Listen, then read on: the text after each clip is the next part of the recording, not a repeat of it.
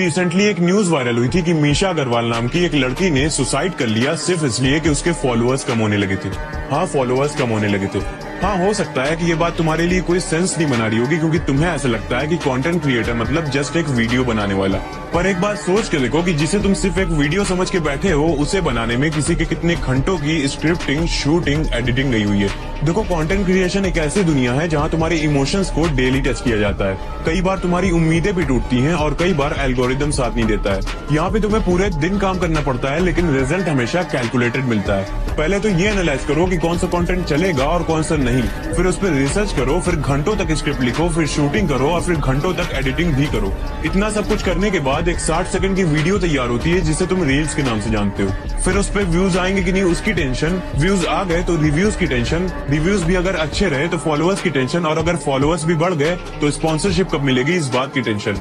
तुम खुद से सोचो, जहाँ तुम्हें सिर्फ एक दिन के अंदर इतना सारा पेन और इतना सारा स्ट्रेस झेलना पड़ रहा है, वहाँ तुम्हारी मेंटल हेल्थ का क्या हाल हो चुका होगा। देखो, अब मैं ये नहीं कह रहा कि उस लड़की ने सुसाइड करके बिल्कुल सही किया। मैं बस तुम्हें ये बताना चाह रहा हूँ कि अगर तुम्हें कंटेंट क्रिएशन में आना है तो तुम्हारा मेंटली स्ट्रांग होना और एक अच्छा माइंडसेट रखना बहुत जरूरी है, वरना चांसेस हैं कि तुम भी कुछ वैसे ही कर बैठोगे जैसा कि उस लड़की ने किया।